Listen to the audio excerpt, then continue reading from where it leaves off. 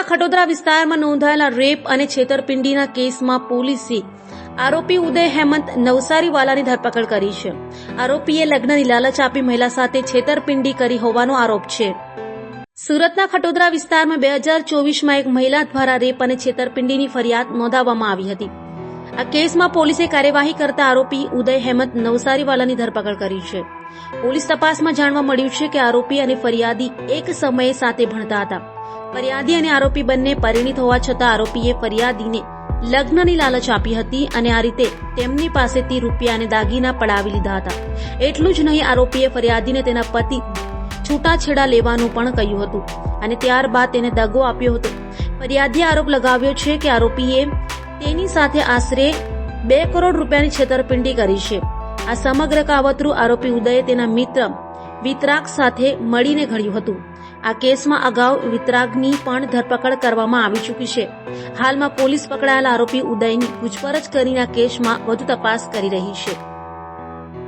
Khatodara police station में 2024 में एक एफआईआर दर्ज हुआ था जिसमें भोग बन्नार है वो एक शादीशुदा महिला थी.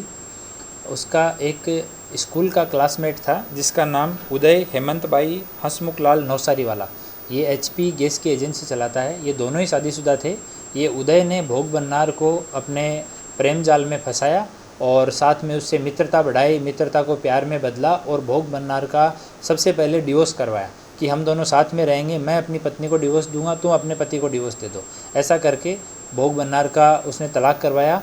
फिर अपनी पत्नी को उसने डिवोर्स देने से ना बोल दिया, लेकिन भोग बन्नार को वो मिसगाइड करता रहा कि मैं अपनी पत्नी के साथ मैंने डिवोर्स फाइल कर दिया है. डिवोर्स के नकली कागज़ भी उसने बार बार उसको व्हाट्सअप किए कि मैंने नोटिस दे दिया है, हमारा डिवोर्स का मैटर चल रहा है, इस तरह से. और भोग बन्नार के पास जितनी प्रॉपर्टी थी उससे करीब 1 किलो सोना, डायमंड की ज्वेलरी, 20 किलो जितना चांदी और कुछ केस, ये सब इन लोगों ने ये उदय और एक इसका दोस्त है वितराग करके, ये दोनों ने मिलके और भोग बन्नार को अलग अलग वहम में रख के वो सारा पैसा और ज्वेलरी उससे ले लिया. एक बार इन्होंने अपने घर पे आईसीयू जैसा सेटअप किया और उसका वीडियो और फ़ोटो भोग बन्नार को भेजा. उसको बताया कि मैं आईसीयू में एडमिट हूँ, मेरे ब्रेन स्ट्रोक आ गया और मुझे पैसे की ज़रूरत है. और हर 3-4 दिन के बाद में वो पैसा एक्सटॉर्ट करते रहे.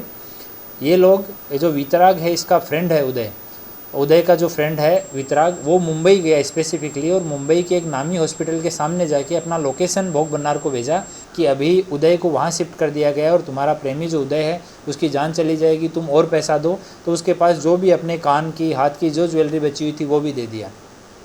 थोड़े दिन बाद इन्होंने फिर से भोग बन्नार को कि अभी मैं ठीक हो गया हूँ और अभी हम दोनों पति पत्नी तरीके हमें साथ में कहीं शिफ्ट होना है, तो हम अडाजन में एक फ्लैट देखते हैं.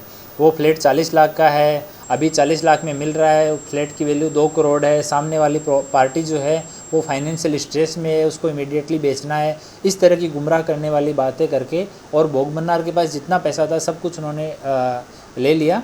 एक तांत्रिक को भी बीच में इन्होंने बुलाया और तांत्रिक को बुला के भी कि इसके ऊपर काला जादू है उदय के ऊपर, वो भी दूर करवाना है. ये सब भी बातें इन्होंने की.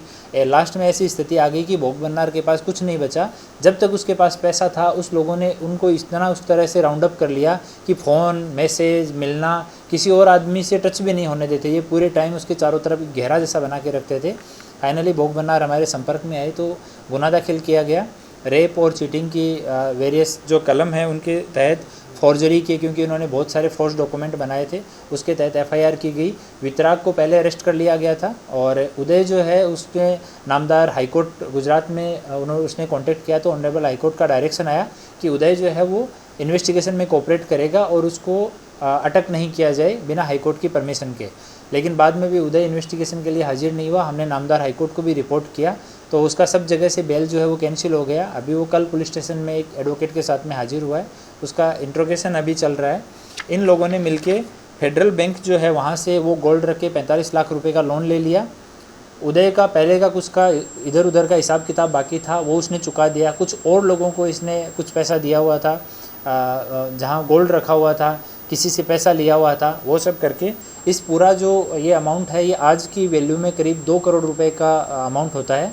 और 2 करोड़ जितना इन लोगों ने भोग बन्नार को बुलावे में रख के उसको प्रेम में फंसा के ये सब उन्होंने ले लिया और उसमें से 60% जितना रिकवर हो गया है. एक जो लोन लिया हुआ था 23 लाख रुपए का फेडरल बैंक से, उसके लिए हमने वो पैसा वहाँ से रिकवर करने के लिए नामदार कोर्ट में अर्जी की थी, लेकिन उसमें बैंक ने वांदा लिया है कि हमने लोन के बदले में, गोल्ड के बदले में हमने लोन दिया है, तो इससे हमारे हित प्रभावित होते हैं, तो उसकी सुनवाई नामदार कोर्ट में चल रही है। हम लोग प्रयास कर रहे हैं कि भोग बन्नार का एटलीस्ट जो फाइनेंशियल लॉस हुआ है वो रिकवर करवा सकें।